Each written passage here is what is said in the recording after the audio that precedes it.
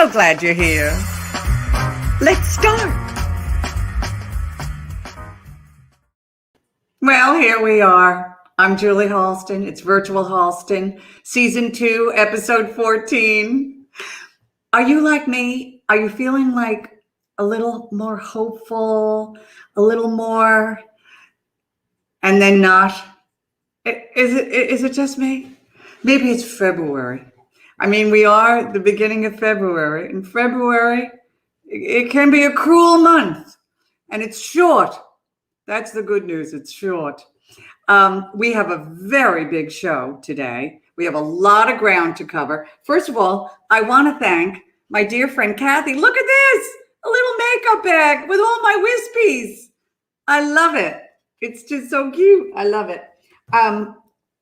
This is a very big day, and I'll tell you why. Someone very important was born on this day. Here, before he comes in. It's sad. I went to Dwayne Reed and got a little hat for his birthday. It's our producer's birthday today. Let's bring him in. Ruby and I have been planning a little something. He's our partner in crime, our producer. He's one of my dearest friends in the world. And, you know, he's all of show business. Happy birthday, Jim. Come on in.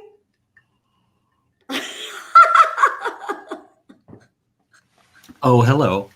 Sitting in a corner. Look, darling. Happy birthday, Jim. Oh, see? That's so cute. Chris, Tom, You went to? Did you say you went to Dwayne Reed? I went to Dwayne Reed to get a little hat. No, It looks good on you. Does it? No. I think Julie always looks great in a hat. Oh, Billy Stretch. Thank you. Does anyone still wear a hat? Exactly. Julie Halston does. Happy birthday and happy everything, Jim. Thank you. 39 again. Is it Jim's birthday? Oh God, I'm so old. Julie, I'm so old. But you know who else? I looked it up. Who else has birthdays today? First of all, one is a friend, kind of a friend. Darren Criss. It's his birthday today. Ooh. We've celebrated together in the past, but now he's a huge I'd like to star. know about that. I'd like to know about that. Oh, he's so much fun. I love him. And Bobby Brown. Oh, really? Not the makeup artist. Oh, yeah. And, you know, when you think of me, I see why. I mean, we're very similar. Red buttons. Okay. Wait. I know. Darren Criss. Bobby Brown, and Red Buttons. Yeah. I actually think Bobby Brown and Red Buttons might be the same person. Never seen them together. Darling, in lieu of my darling cup, I actually thought, because it is your birthday, I thought I might have a little Prosecco. Oh, I'm having a little Coca-Cola in my darling mug. Okay. Because, you know, I love the Coca-Cola. Yeah. A shout out once again to Kathy. Isn't this the cutest? So cute. So cute. Happy birthday to Jim. A little shout out to my friend Glenn Fogel, who here's another thing we're going to talk about. And I'm just going to let people know that on March 12th, you know, everyone knows that my big charity is the Pulmonary Fibrosis Foundation. Virtual Halston is going to do a special edition. Yep. Look, there it is. Broadway. Oops, there it is. And guess what? We already have people lined up. Andrew Reynolds is coming back. Annalee Ashford's making an appearance. I mean, we got stars already. And there it is. If you want to register and watch this very special show on March 12th, thank you, Ruby. We're going to have a very big night. I'm very excited about it. It's going to be great. Yeah, and you know who else? Rock and Roll Hall of Famer, Darlene Love. Come on. Actually, she's a party all in herself. So she is a party. I love her. Yeah. You know, that's one of the things I miss about Letterman.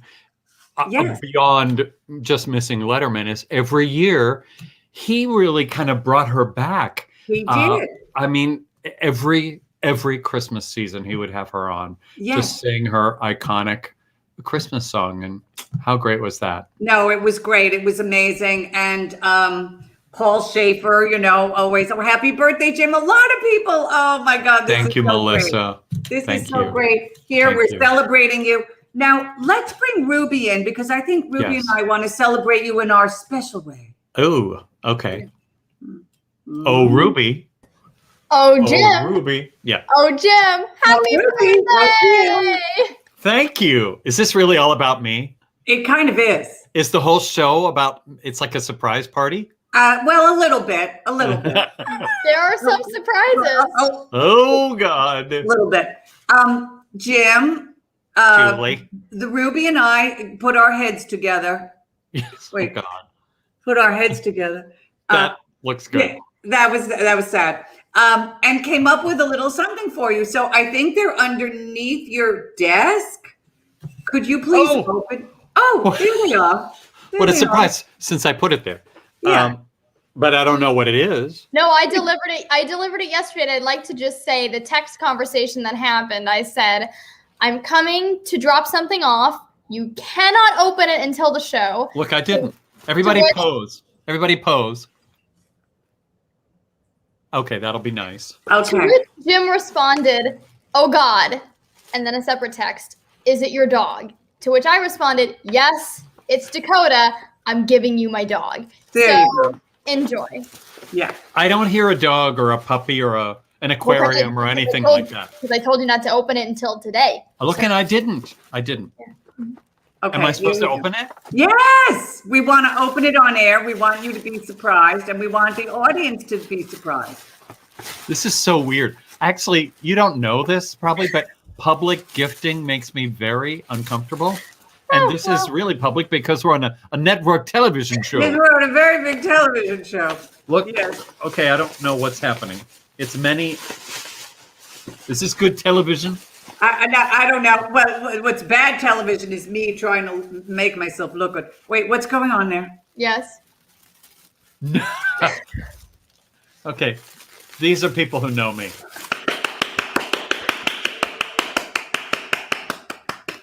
That is, good God, where do you get them this? It's a big? pound. It's a whole pound. I went to 2 different places to find the pound bag. It wasn't Dwayne Reed? It wasn't Dwayne Reed? No, I This- had to go to a specific candy shop because I wanted to go big or go home. All right. This is good. This will be gone by tomorrow, but this is good. Look how, that's big. That's a lot of good eating. Good. Twizzlers. Love it. Twizzlers. Love it. Okay. But wait, there's something else. And there's something else. Ooh, this is going to be a good thing. Can you see this? Ooh. Is it an Oprah's favorite thing? Yes, it is kind of an Oprah's favorite thing. I know she loves the Joe Malone. Mm-hmm. Oh, this is so great. People at home are like going, it's not that Not good. a PCP shower curtain. I'm disappointed. Oh, J&K, don't be disappointed. He's going to love this. A big God, it bag smells for a big- fantastic, whatever it is. Okay, Billy Stritch is already like What is he saying? a big bag for a big bag. I beg your pardon. Yeah. Billy's show, by the way, last night just made me cry the whole way. I just cried and cried. What's I just happening? cry at Billy's place anyway. Oh, man. Yay! Come on. God, it smells so great. It's so good. What flavor is it? It's wood sage and sea salt. Oh, I like those things. I can't get enough wood sage. It's very, dare we say it, darling? It's very masculine. Well, as am I. Hello? Don't laugh.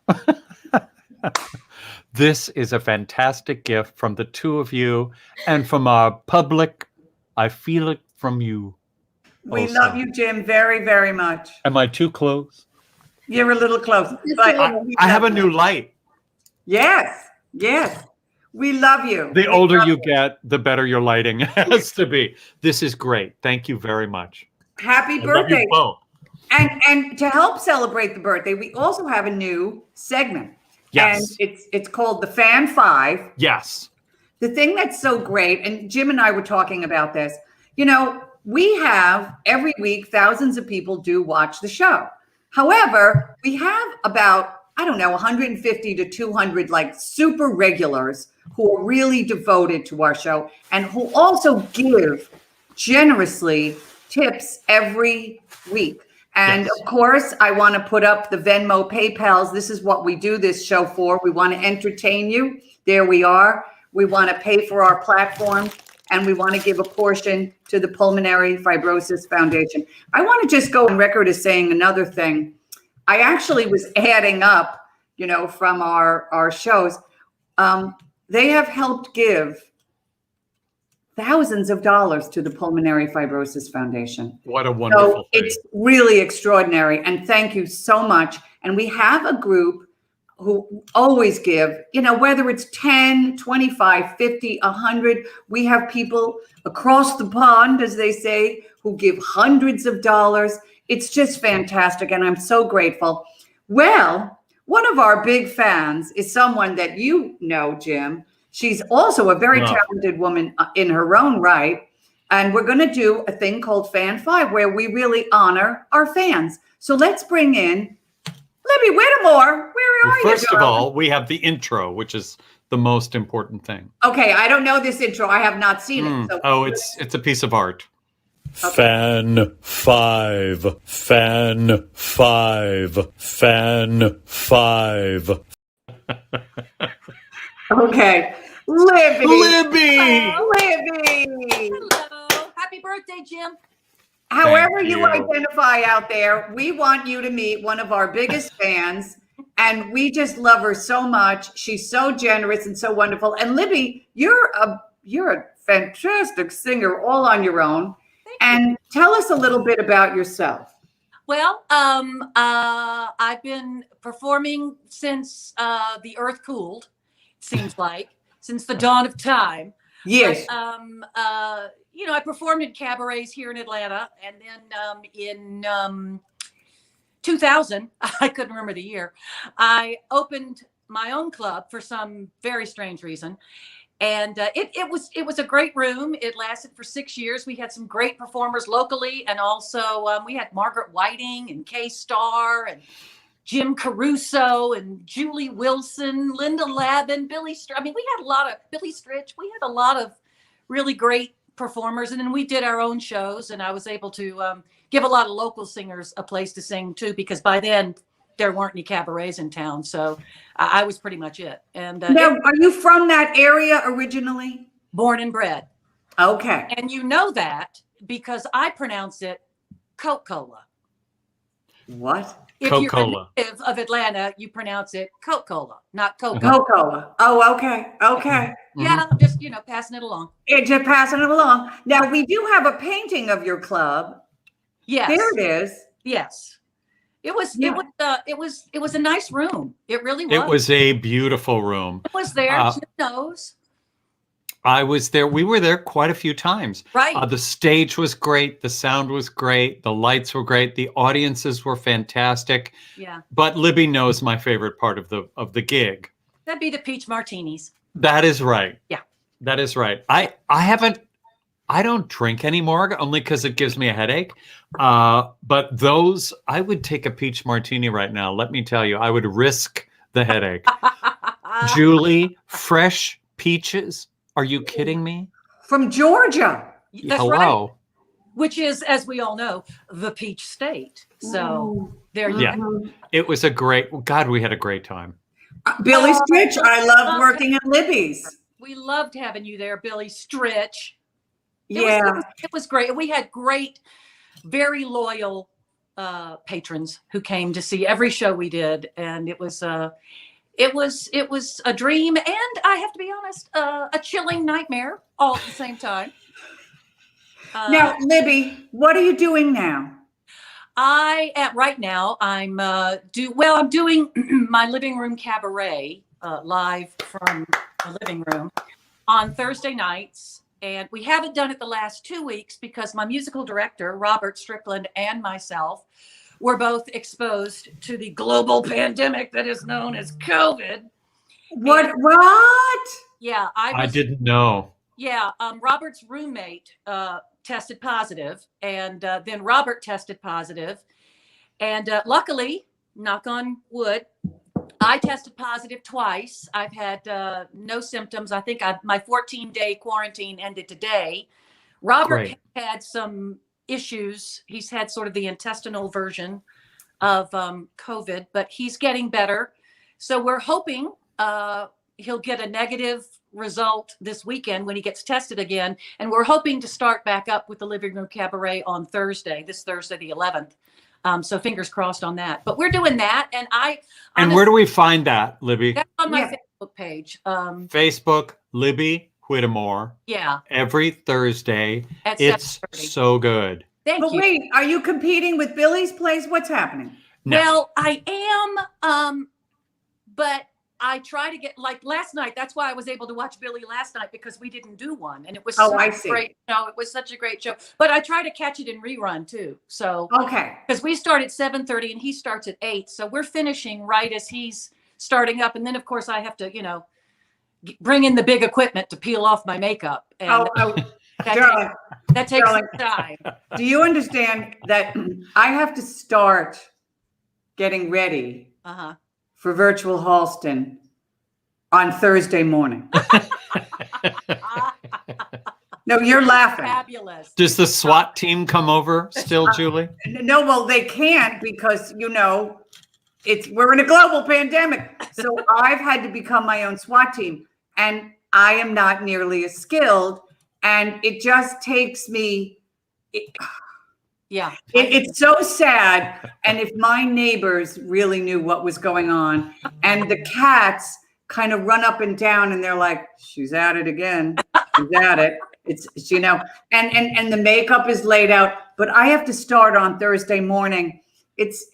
People say to me, oh, you look great on your show, whatever. There is so many Klieg lights. I am literally, no, it is so pathetic. Are you like an outgoing order? Is that I what you're really saying? am an out. Well, my neighbors are starting to get used to the beep, beep, beep that happens as they back the truck up to bring in the heavy equipment for me. Yeah, My show. yeah, the Oh heavy my equipment. God. Yeah. Oh my God. No, it's really true. But Libby, you look terrific. You're you. always so generous. We love having you as a fan and as a friend. I love you And I'm guys. hoping that when this thing is really over, we can start to travel back and forth. That's one of my first things to do when this is over is I have Michael West. I have so many friends in New York, and I haven't been up there in years. So Oh, you have to. You just have to. And Yeah, that's it's first on time. my list. Yeah. And my friend Todd Tullis, who lives in Atlanta, I want you to meet some of my Atlanta friends. I mean, you guys should all know each other. Cool. It's really great. Yeah. And my friend Eric Perry, and he's a friend of Todd Tullis. It's a whole thing. Well, you So- have friends everywhere, Julie. So There you go. all over the world. There you go, darling. We're going to take over the world. We're going to save the world. I just have to get that second Moderna shot on February 15th. There you go. So there you go. There you go. So I think your 5 minutes is up. I'm not Okay. joking. I love you both. Thank you so much for having me on. And No, we love you, and we want to do a fan 5 from now on. We want this segment. We want people to meet our fans, and you are our first I fan. feel very- You're our first February 5th Fan 5. Fan 5. Fan 5. On Jim's birthday. It's perfect. right. That makes it perfect. It's I love. perfect. See, the hat makes it. Come on, Yeah. It's nice. I love that you got it to color coordinate with your top. That please, darling. Come on. exactly. All right. Libby, we love you, and we'll I be love you both. listening. We'll be Thank listening. Go to her Facebook page, everyone. Libby Whittemore. Fan 5. Fan 5. That's very sad, Jim. It's a little scary. It's a little strange. I just recorded it to say Fan 5 once, but then it just kept repeating, and I didn't know how to unrepeat it. And Ruby thought it was funny. It is funny. So there It you is go. funny. It is funny. I don't know if it really goes with what we're doing. Well, there were think people it goes- clapping. I think it goes perfectly, and I would like to There's say people that clapping. our guest is backstage, and it completely broke her. I mean, I This- love it. All right. Fan Well, 5 intro is very special. this so. is good. Okay, so we're going to bring her on, Oh, because God. people are waiting. People, they Eh. don't want to see me. They're happy it's your birthday. But the fact of the matter is, people are here because they want to see Leslie Margarita, The Queen. the Queen. And we're going to find out why she is the Queen. Of course, we know why she's the Queen. She's the Olivier Award winner. She's a Broadway star. She's a recording star. You might know her from Homeland. You might know her as the Queen of Splits. I mean, but you know her. She's one of the most insanely talented human beings. And, you know, that's saying a lot because there are insanely talented people in New York and in LA. She's one of the most insanely talented human beings. And beloved. And beloved. And beloved. And we're going to find out why. So, darling, let's bring her in. Queen Leslie Margarita. You guys! That was the best intro. My face hurts from smiling. Fan five. Tim, I know it's your birthday, but you have given me a gift that I will keep with me forever. Isn't that a riot? Isn't that a riot? And you know what's so great, Leslie, is that we do these shows and you just think, okay, what are we doing? Like, what are we doing? Then you find out, like, I've been finding out, like, who's been watching the show. And, like, you wouldn't believe, like, big stars watch the show. Of course they do. It's And I'm like, okay, first of all, if you are the big star that you're telling me and you're writing me an email, please give me money. That's number one. But what I find so fabulous is it really is a popular thing. And you're just like, wow. And it was Jim Caruso. He begged me 3 times. We have to do this. We have to do this. And I basically said, no, I'm going to go to bed for a couple of months. No, I'm going to do it. And he said, you're going to do it. And I'm going to help produce it. Look what happened. Look what's happening. You get to have your sex on your own show. Come on. Come on. You look fantastic. So, Thanks. sweetheart, tell us, how have you been during this difficult time? And what have you been doing? I'm fine. You know, like healthy, family was healthy, everybody's healthy. So that's good. And fine. Like I'm in LA, which is my normal home, and keep going, you know, back and forth to the New York for stuff. But I'm okay. I'm okay. But I have to say, because my friends in LA have said, like, LA's kind of a shit show. It's a shit show. Yeah, for sure. For sure. And I'm a like- little bit out of LA County, which is a real shit show. Yes. We're in Pasadena, so it's a little nicer, like as far as the COVID goes. But yeah, it's been a lot here. Yeah, I mean, people like go outside and because they think, you know, well, I'm outside. It's like, well, I don't have to mask and I'm walking my dog and I'm playing Frisbee. And it's like, no, you do. Yeah. And I think like everybody drives and then they get out of their car and they don't have a mask on. It's a whole thing. So yeah, because I was in New York right when it all happened and New York locked down and the city was frightening that first month. So, but they like got it under control and it just didn't happen here. So I don't know. I'm hoping the next few months will settle down a bit here, but yeah, it's been bad. Yeah, it's been hard. You know, I think New Yorkers, because it's almost like Fahrenheit 451. Yeah. You know what I mean? It's like New Yorkers are just so used to being sort of like abused on a certain level. Do you know what I mean? It's like, well, we live in New York. Yeah. You know, and I mean, I remember when literally you really couldn't walk down the street because you were going to get mugged or this or that or whatever. But I think that when it comes to like people going like, we're locking down, this is it. And it was very depressing. But on another level, like we get used to difficult situations. And also, let's face it, we don't live outside the way LA people do. We do live in our homes or in a restaurant. Or in a restaurant. Or in Joe Allen's. And so that was the hardest thing of all. It wasn't like, oh, we want to go to the beach. There's no beach here. Right. You know what I mean? It's like, well, who's going to take us to Joe Allen's? Yeah. I mean, the weirdest thing there was I was doing an off-Broadway show called Emoji Land, and it's about It's about a virus in a phone. Yes. And so literally March 12th was the last time I think anybody performed, and we were performing that night, and we're singing a song like virus, and you see the audience just like and it was like the weirdest thing to be performing this show and it all happening, but here we are. A year. I really didn't though. I was like, oh, it'll be a month, tops. That's what we all thought.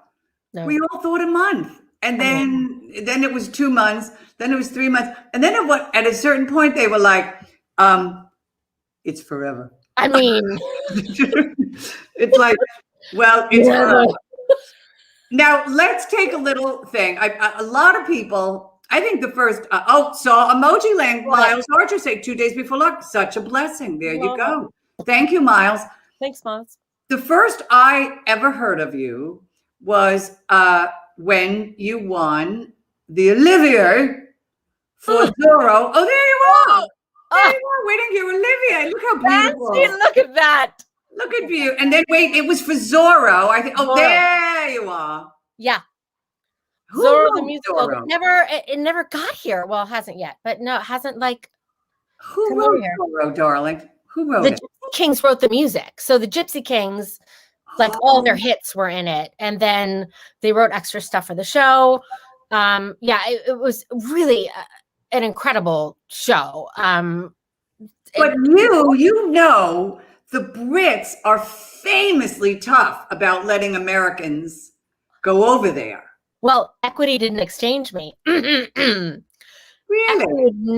Equity at that time. Now it's been a little easier, but this was 10 years ago, and I was a nobody. I'd never been on Broadway, and Equity would not exchange me.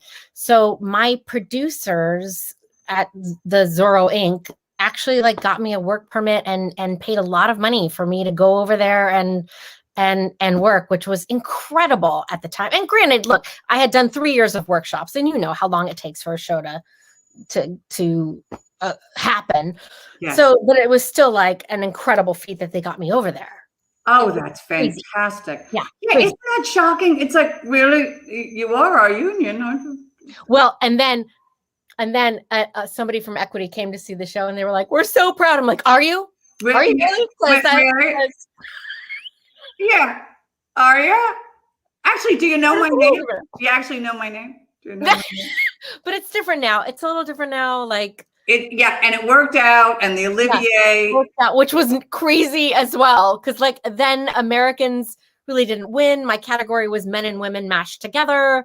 It was a cuckoo nuts, crazy. Well, it was fantastic. It was fantastic. And that's when I heard about you. But I'm so dingy. Do you know what I mean? I'm in the Broadway musical world, which is a shocker because I have no skills in that area. But but I kept hearing about your name. But then, as I was doing my research, I know you. So for a while, I thought you were a Brit. So I was like, Lizzie Margarita, she must be British. I thought you were Elaine Page. I didn't know. So I'm doing my research. But then, of course, I found out ages later that you, of course, were from here. You went to UCLA. Mm-hmm. Did you enjoy that program? Did you learn a lot? Well, I wasn't a theater major, which was weird. What was the major? Okay, so I went to UCLA because my dream growing up was to do the shows at Disneyland. No joke. I'm a California girl.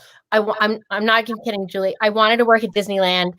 And so when I was 15, my mom took me to San Francisco for a Disney audition, and they kept in touch with me. And they were like, if you come down to LA, you'll have a job. And I did.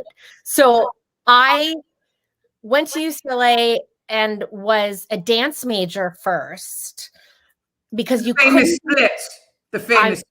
split. You couldn't be a theater major and work outside the program. And I was like, screw that. I'm working at Disneyland. Yes. So I wasn't a theater major, but I did all the musicals and everything. But I loved UCLA, and I worked at Disneyland and Universal the entire time, as many of us did. A bunch of us that are now in the Broadway world, we're all there as well. Yeah. So I love those stories. Beth Level She went to school in North Carolina. Her major was social work. I was like, wait, Beth, hello? Wait, Beth Level, who literally can hold a note the length of time that a woman gives birth to a baby. Yeah, social work. Well, that was her major, social work. And of course, Beth, being Beth, she was like, well, I kind of feel that, theater is like doing social work. I was like, no, what? No. It's crazy. That was crazy. Anyway, I just thought that was so fantastic. So anyway, but then you get on the TV show Fame LA. In the middle of school. Look there you are with work clothes. I know. I don't know what I'm wearing. So in the middle of college, I started auditioning and I actually got cast in the LA company of Rent as the Maureen cover. And I was like so excited.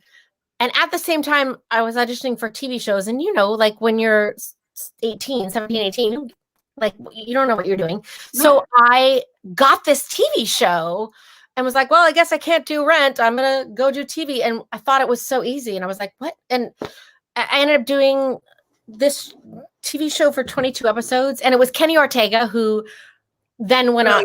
Brilliant. Kenny Ortega, found that. And I ended up doing this TV show and then stayed in LA, did TV, and did amazing shows in LA as well. There's a huge musical theater, an amazing musical theater out here. Now, let me ask you this. So Liz Clark, your character, first of all, it's so imaginative. The name, so imaginative. Well, let's just put her in a work shirt and call her Liz Clark. I mean, and I wasn't even a singer or a dancer. I was a comedian. Okay, it's fantastic. Now she had a little bit of a lesbian overtone. She did. She kind of did. Here's the thing that I learned very quickly, Julie Halston, about TV is if you're not the skinny, pretty one, you're going to be the comedic lesbian. And it was devastating to me. No, at that age, it is a riot. There were basically 3 stock characters. I mean, on TV, and you kind of go oh, I get it. This really is like a 1940s movie. There's the ingenue, there's the handsome guy, there's the villain, and then there's the character girl. Yeah, and the character girl can either be kind of heavy or by heavy we mean 135 pounds. Yes. 100%. Yes. I was the heavy one on the show. Oh yeah. That's the heavy girl. And if you're actually truly heavy, then it becomes a storyline. Yes, absolutely. You know what I mean? And you kind of go, wow, this is so stock character, this, that, or the other. But you know what? Look. It didn't matter. It really didn't matter.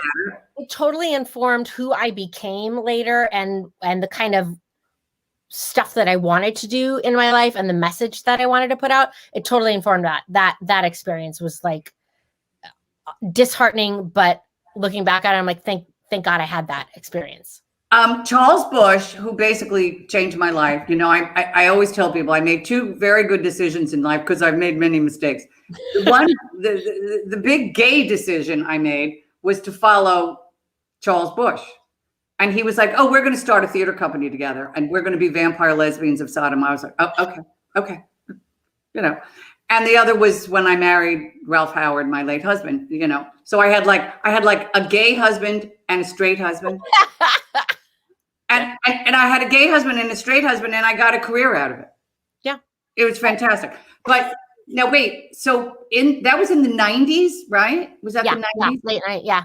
So then you did a lot of theater. Yeah. So where were you? Sacramento, Pasadena? Yeah. What were you? All those places. I kept working in TV, doing TV stuff, and auditioning for Broadway shows. When you're super young and you're like, it'll happen. And I kept flying out and auditioning, and I'd get really, really close, and it just didn't happen. And so I kept workshopping shows in Los Angeles, and one of them was Zorro.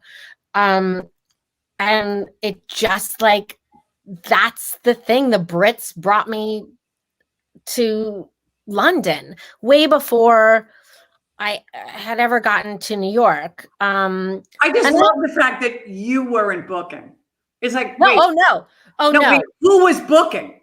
Who was booking? I mean, No, there's like- so many close calls. I can't even. I'm not gonna say because it then negates who got it. But like, I know, but but yeah, I was not booking Broadway shows.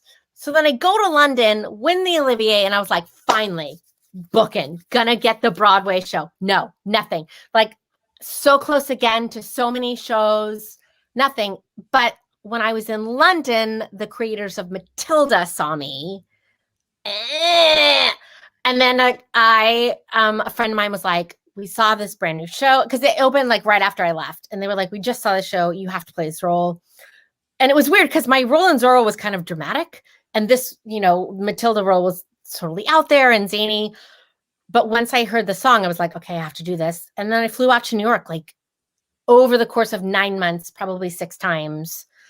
And was like, I don't know what's going to happen. But because they were Brits and they had seen me, that's how I got that. Like crazy. this is so, okay. It's so crazy to me. First of all, I hope if you're enjoying this, and I am already fascinated by you, please feel free to tip us.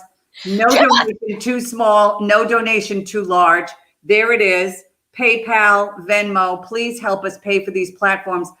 I am very excited to have Leslie Margarita on the show. A lot of people I know on the show, Leslie, are friends of mine because I'm old. I'm Elaine Stritch. I died 8 years ago. I'm really a hologram. I know everyone. I don't really know you. I know your talent and work. But I was very excited when Jim said, we should have the Queen on. And I was like, oh, we should. But what I'll be curious to know, because now I know a little bit more about your work, Tim Minchin, who really is a funny comedic musician, writer himself, when you were creating in Matilda, Mrs. Wormwood, were you allowed a lot of leeway? Was it a much stricter situation? How would you describe that process? Well, they had done it in London, obviously, and there were some things they wanted to change. What I did have leeway with the choreography, Peter Darling, and the choreographer he's unbelievable. The Mrs. Wormwood in London, I believe, didn't dance. It was more of like a funny thing. And Peter for Broadway really wanted to have a dance number, a dancer. So they really kind of created that on me and on Philip, who played my dance partner. So that was more creative. We were really allowed to play, and they didn't want us to find any clips online. They didn't want us to listen to the recording because they really wanted the American production to be its own. There you are. Oh my God. So yeah, we were really kind of allowed to have our own kind of take on it, which was amazing. And that's great. Our director, Matthew, I'm really happy that he had seen me before because he really wanted kind of dramatic actors to play these over the top roles, because otherwise, with the hair and the wig and everything, if you're crazy out there and then you have all this garb on, people are going to go, too much. Yeah. No, that's when they go, oh, Julie Halston. Which is what most people think of me too. It's okay. They're like, let's. But yeah, no, she's not in it, is she? Oh my God.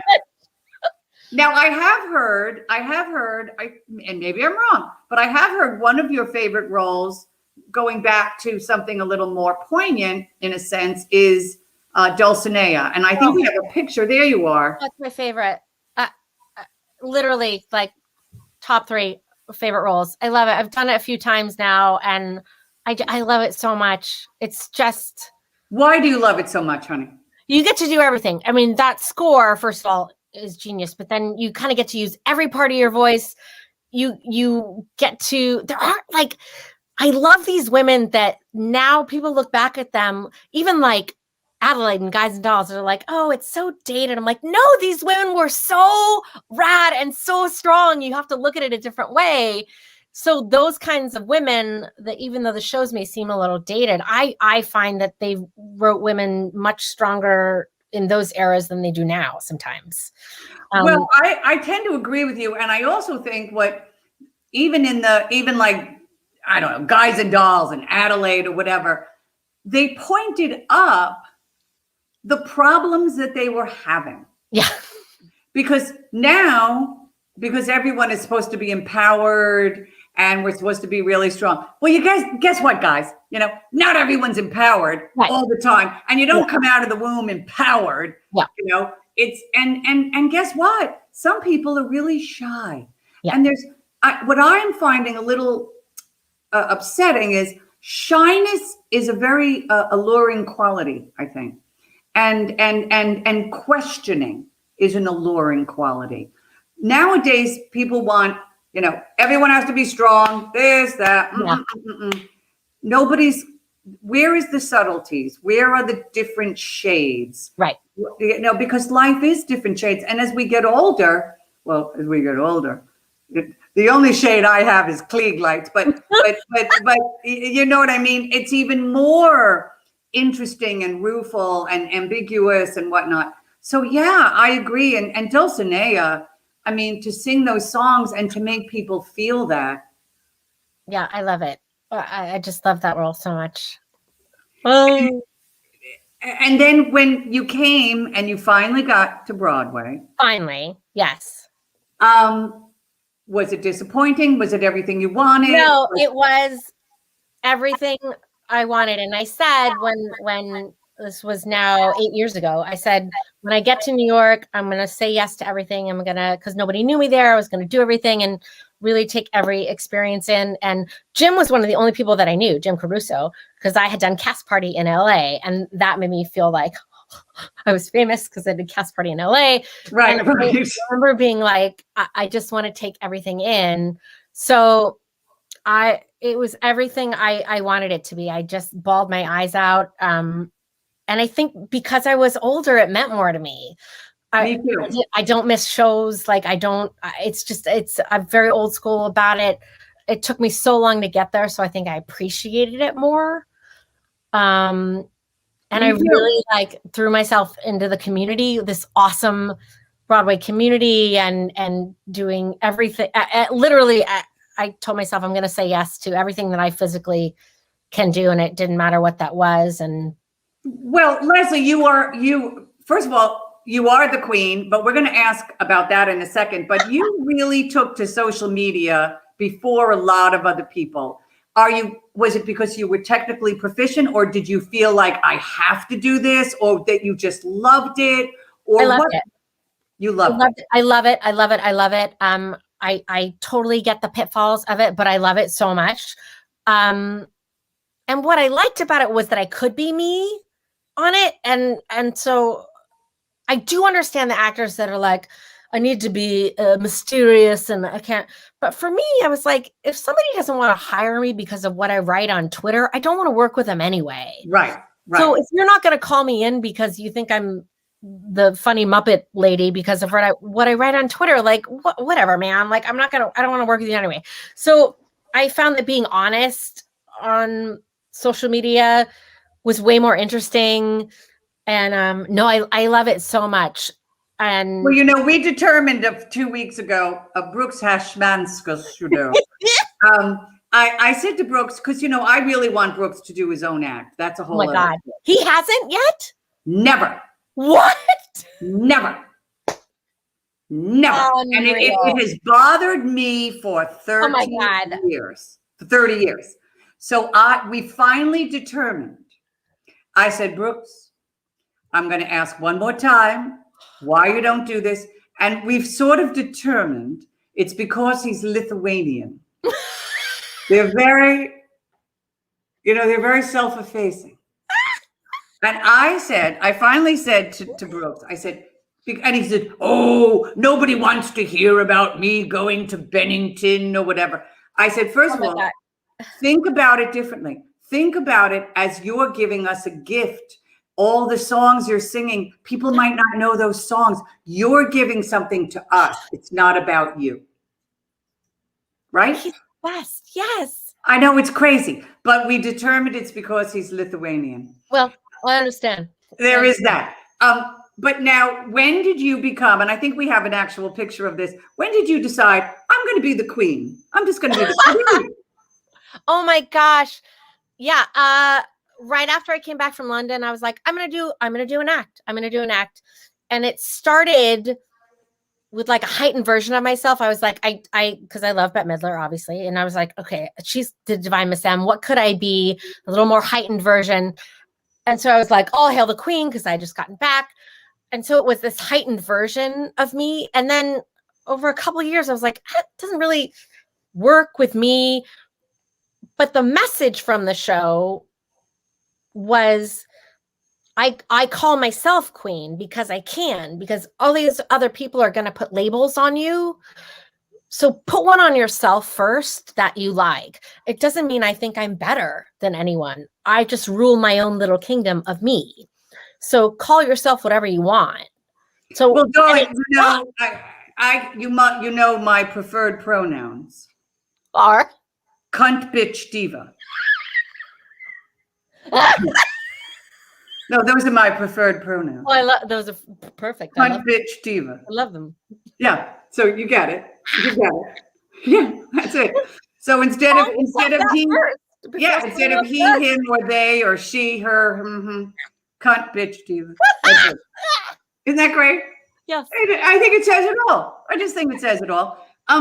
But the queen fits you, darling. It does. It fits. And didn't you meet Charles and Camilla? I did meet Charles and Camilla, and the story is like we did the Royal Variety Show, which is like, you know, this huge deal. Yes. And you get to meet them afterwards, but you have to wait like so long. So you're waiting. And my gay Zorro that I was like dishing with, legitimately, we were just talking about Rihanna, the pop star Rihanna, who was across from me. And I'm not even kidding. I turned him and I was like, she looks like a total man. And Camilla literally, I heard Miss Margarita, the Duchess of Cornwall. And I was like, Julie, I went, no, not you. No, you look beautiful. And there's a picture. I should have sent it to you immediately taken afterwards. So I was like, oh, no. This story is fantastic. This is fantastic. No, not you. No, Rihanna. No. Oh, no, this is fantastic. Oh, I love it. Oh, my God, that's fantastic. Well, that's it. That's in the memoir, darling. That's in the memoir. Come on. That's fantastic. Now, let me ask you this. yes. I know you're married. Yes. Where did you meet your husband? And why did you or both of you decide like, oh, I think we're going to stay together? He's a muggle. He's not in showbiz. We met at my childhood best friend's wedding. Okay. And I went with my mom and we got seated at the wrong table and my husband was at this table and he did not want to date actors. He was like, all actresses are crazy. And yes, and I am crazy, but I like to think that I'm a little less crazy than most actresses. And then, you know, I think it's hard because I'm always gone. And for the last 8 years that we've been bi-coastal, yes. Which is probably why we've lasted. Yeah. No, it's not a bad idea. You know, my husband was a broadcaster and he was on the air all the time. And I was like, I'll listen to you, darling. I'll put you on. Yeah. You don't have to be here. I'll just put you on. Yeah. But it works. And like you were saying, you have a gay husband, a regular husband. My husband, like, doesn't watch my stuff, doesn't, you know, he'll come see the shows. And because I have other incorrect. Okay, Max Von Essen said you are legit insane. Actually, I think we both are, Max. I think we both are. Yeah, it's true.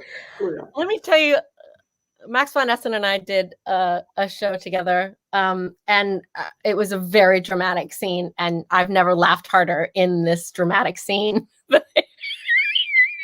No one would know it. Everyone was very moved, but Max and I were like, no, I can't even begin to tell you how much I love him. It's insane. I only wish he was better looking.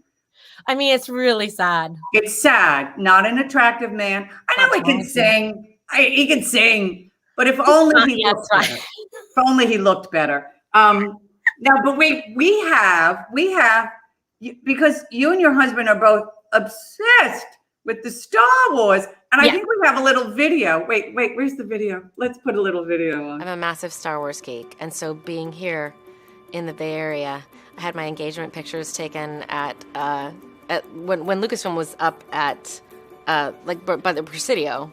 I had my engagement pictures taken there. I had stormtroopers at my wedding. So this is definitely George Lucas territory. No, I'm a massive Star Wars geek.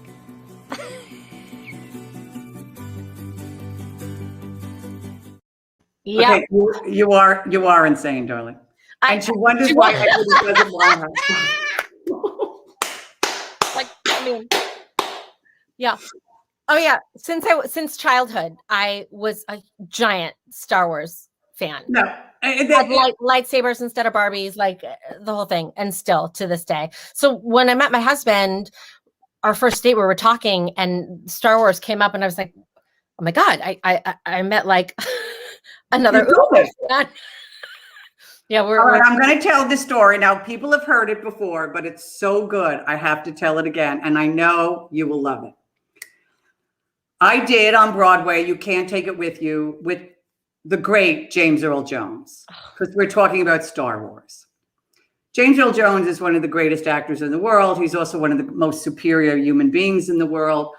And I was in the second act where I played the drunk, a gay, and I climbed the stairs and you can't take it with you and blah, blah. So I would walk James right during intermission. I would walk him to his chair in the second act. And he would say, "Oh, Miss Halston, I love that you walked me to the chair." And he said, "Oh, you have such beautiful hands, long, slender fingers," because I would be holding his hand. He said, you have big hands. And I said, "Well, James, you know what they say about a woman with big hands?" And he went, "Big pussy."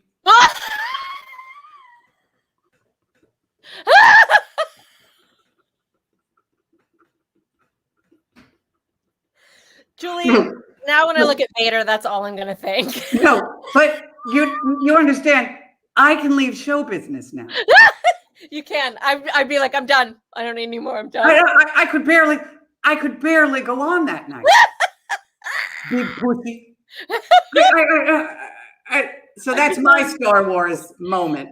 But now I have to say, because of course, yes, we knew you from Zorro. We knew you in Matilda. You've done fundraisers. You've certainly done your cabaret act. I went cuckoo pants, crazy nuts, cray for you when you were doing Whose Holiday. I think we have a clip. Look at you. I mean, darling, I love her. You acted, you sang, you danced, you rapped, you did it in verse, and you were doing Homeland, I think, at the same time, because you're Sharon in Homeland. Look at it. There you are. Okay. I can barely feed my cats and do Tootsie at the same time. I don't know what you're doing.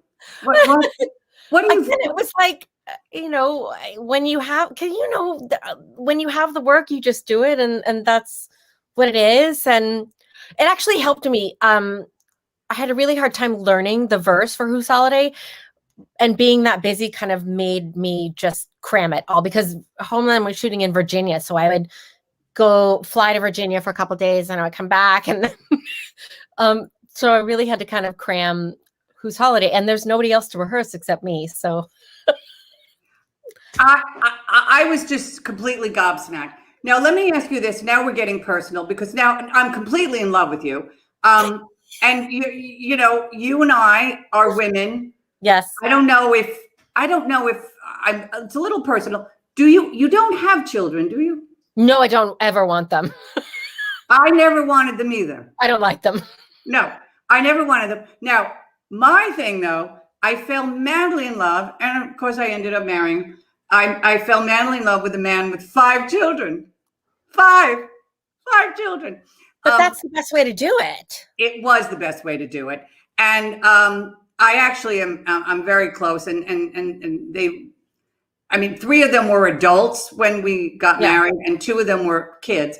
But I had to sort of realize at a certain point, like, I have to go to a soccer game. I had to go to a dance recital, but I ended up really loving it, and I think actually it really helped me in my life and in my career to actually have a real life with Yes. real things that you have to do or whatever. But I never wanted my own children, and I totally understand when people in show business want them, but I always say, think about it. Yeah. Just think about it. Do it. Yeah, yeah. No, Because my dog is my baby, and Yes.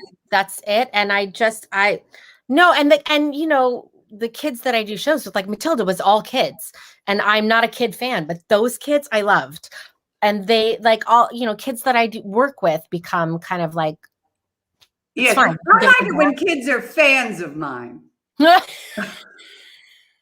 what I like it when kids say things like, I love you and I want to be you. I go, I like you. Yeah, I like you. I want like to be you. you when I grow up. Well, okay. Okay. Good luck. Now I think we're going to bring Jim back in. Yay! Jim, how about birthday And boy? 5. Birthday boy. Jim, how about Yeah. Leslie Margarita? Isn't she the best? I've never really enjoyed her. I find her cloying. No. That's how I my love age Leslie is. Margarita. I will never get over sitting in Who's Holiday, watching her reenact. First of all, the character was Cindy Lou Who, Right. grown up, Grown up. Yeah. living in a trailer. Yeah. Yeah. It was as white trashy, but the interesting thing was it 2 hours of verse? Yeah. So I have two questions. The Yeah. first one is, how the hell did you learn a 2 hour poem? Not easy. I had I guess not. an amazing, so Carl Andrus, who we love, Yes. directed it, and his associate was Greg Santos, who we love. And Greg Santos, Oh, I love him. the best, would drill these things with me for a while. They had cards on different set pieces, and then it just like became part of me. But there were nights that I would just say the wrong word, and then I would have to rhyme with the wrong word. I was screwed. Were you So- good at rhyming? I mean, did you become good at that? I was okay, but some things just didn't happen, and I was Right. like, we're just moving on, and Yeah. that's the beauty of live theater. You Is that just- something you would ever do again? Oh, a one person show. That was the hardest freaking thing I've ever done in my life. I'm sure. My dresser had to physically push me on stage every night because it terrified me. I don't know. Broadway or the movie? Broadway. Cindy Lou, yes, I loved her. It was worth it, but it would have to be something I really loved. It was so hard. Oh my God. Well, let and me then, ask you this. audience interaction. I was like, ugh. Yeah. Yeah. So Let hard. me ask you this. I just heard or read or something, or dreamt it, that Netflix is going to actually do Matilda the Musical as a film. Now, is Nicole Kidman going to play your part? Somebody is. It's not me. Oh, yeah.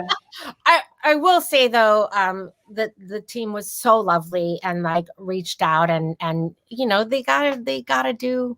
They're doing a complete Brit cast, which I think it should be. Okay. So Okay, then we're okay with that. yeah, we're totally, and they were so amazing and Okay. yeah, it's But a Leslie- different beast, the different songs, and it's different. Right. Leslie, you talked at the top of the show about your desperate urge to work at Disneyland.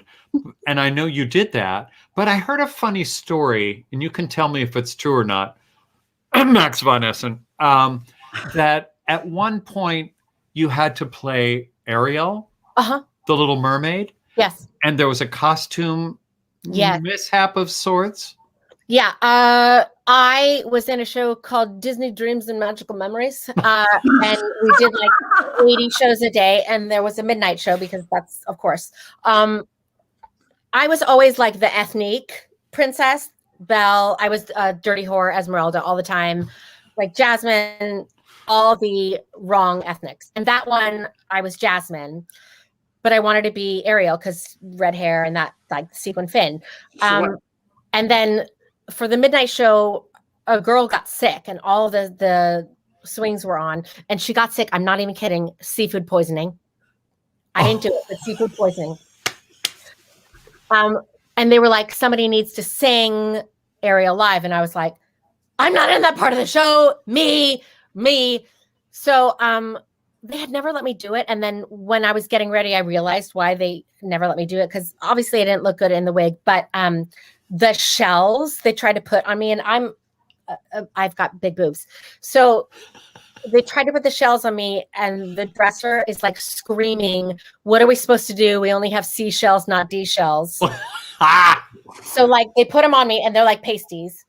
And I go out there, and there were all these drunk college boys from probably UCLA in the audience because it was a midnight show. And I start singing, and I think I'm like 17. I think I'm like gorge Ariel. And I was like, look at this stuff, isn't it? Singing the whole song. And you know that song, she asks questions. And I was like, what's that word again? Full, like 2 rows of guys. Tits! Over and over again. And I am like mortified. Literally. Walking along on those, what's that word again? Tits! Oh my God, Libby is screaming. That is. What's so funny, yesterday I was going through these photo albums that were in my storage here, and I found another picture from that same show. For some reason, they were always throwing me on stuff because I was only Jasmine. So I would like wipe off the bad ethnic makeup and then be somebody else. But so they needed somebody to be in the Mary Poppins band for like supercalifragilistic. And I found this picture of me in glasses in this outfit because they had to throw me on in that number and I didn't know the choreography. And I was like, I'm going to pretend I have glasses and then lose the glasses at the top of the number and then just run into people the entire time. And I cannot believe I wasn't fired from Disneyland for all this shit that I did. But yeah, the Ariel tits will never. Billy Stritch is dead. He's laughing. That is hilarious. Did you have to do the parade too? No, I was always on the main stage shows. The only parade I did though was the Rose Parade. Was my first gig for Disney while I was at UCLA, and you do that out here in Pasadena at 6 miles, and I was like town, just like sweating and muddy feet. But I was 17. I didn't care. The best stories happen from Disney. Stephanie Block thought she was going to be a princess. She ended up being Pfeiffer the pig. So Stephanie Block, Eden Espinosa, we were all there kind of around the same time. And like Universal, I did the Spider-Man show and I basically like had to sing into Spider-Man's butthole while he hung there. Like it was like, those experiences really, you don't forget that. You appreciate when you're on the Broadway. I just love that there was a midnight show, and you think to yourself, "Well, wait, there's a midnight show. Is that Vampire Lesbians of Sodom?" I mean, but now, and I love Disney, and my husband is also a Disney freak. But I make him go to those late night, midnight shows, and I sit in the front row and I will cheer for those performers because I know how bad it is. To sing like in front of the castle and nobody's caring. They're just leaving. The kids are asleep. Oh my God. Wow. Do you scream tits while you're there? Yeah, screaming tits. Tits. Oh my God. What? Well, okay. You know what? Give you a Tony, a Drama Desk, an Olivier. Give him everything in the form of shells. In the form of shells that will cover the breasts. Big shells. Yeah, big shells. Abalone. Wow. You are amazing. You really are. I have to put that picture of you though with Queen of Splits. The Queen of Splits. Oh yeah. Oh, come on. Yeah. Come on. That came that's from Matilda. That's just a Thursday. That's not a show. Here. Yeah. I know like we have to go, but here's a very quick split story. That came about because in Matilda I do a jump split. And the jump split came about because I had complete ACL surgery 3 months before I started Matilda.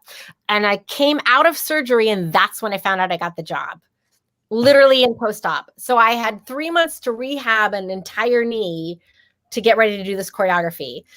And that jump split it was choreographically supposed to be like an assisted split where it was slower and it hurt my knee. And they didn't know that I had surgery. Nobody knew it was my partner. So I told my partner, I said, I can't, this hurts my knee. And I said, how about a jump split? Not even thinking, bitch, you got to do this 8 shows a week for 2 years. No, nothing. I was like, it's great, because it didn't hurt. And that's how that came. And then every job after that, they were like, can you do a cooter slam? I was like, fine. It's either that or you're coming down a pole. I think Ruby has a great shot. Come on. Yeah, hello. And, and then I wonder why I have such trouble, like for roles that are dramatic. They're like, we just don't see her. For mother courage. Yeah. Things like that. No, darling, it has been the bane of my existence. It's like, well, I wanted to play Hedda Gabler. Why am I not being Catherine's Hedda Gabler? We have this much vision. Yeah. As Charles Bush once said to me, you would play Hedda Gabler. Hedda Hopper. Well, Hedda Hopper I have played. This was so amazing. I want to just one more time, if you have enjoyed the show, if you are enjoying the show, please be generous. Please be generous. And, as Jim has said, if you give like $100, you get a darling mug. You get the darling mug. So feel free to give $100. You get the darling mug. Come on. So yeah. They're so good. Jim, I want to toast you one more time. It's your birthday. Yay! Jim, we love you so much. Leslie, did you have fun? I hope had the best time. Did you have fun? And what's she going to say? No, of course I love that I'm here on your birthday. Jim, seriously. Me too. You and Billy, like the first guys who even let me sing on your, I mean, granted, yes, it was an open mic, but you let me sing. That's true, isn't it? At the Magic Castle. We really had no choice. No, you really didn't. And you sang Making Love Alone. I remember it well. Yeah. Actually, believe it or not, I'm the one person, even during an open mic, they will not allow. They will not Leslie allow. can work an open mic, honey. Yeah, exactly. Hunty. Exactly. We love you, Leslie. This was so much fun. Best. Thank you for being with us. And we can't wait to see what you're going to do next. Do you know what you're going to be doing next, or what? Yeah, I actually, with your friend Sarah Stiles, I'm in a few episodes of a show called The Crew on Netflix. Next week. Yeah, and I'm also in the Sopranos movie that just got pushed back. It's coming out a little bit later, but the Sopranos. Ooh, that's a big deal. It's good. That's a big deal. Oh, that's fantastic. Yeah. So, all right. So you're going to be just fine, and you'll come back to New York at some point soon. I'm going to be there next week. Yeah. Well, there you go. There you go. This was fantastic. We hope everyone enjoyed. And next week, look who we have next week. Katie Huffman and Brad Oscar. There they are. I love them. This is fantastic. We get the best people. It's incredible, I have to say. I know. Well, thank you, everyone. However you identify, please return next week. We love you. And we love Libby. We love Libby. Yay. Libby. We have another. Wait, how about Fan 5? Fan 5. Fan 5. Fan 5. I wrote in the chat, Jim. That's my entire range. Fan. Goodbye, everyone. Goodbye, my darling Leslie. Goodbye, Jim. Bye. Thanks for having me. Ruby. What more is there to say?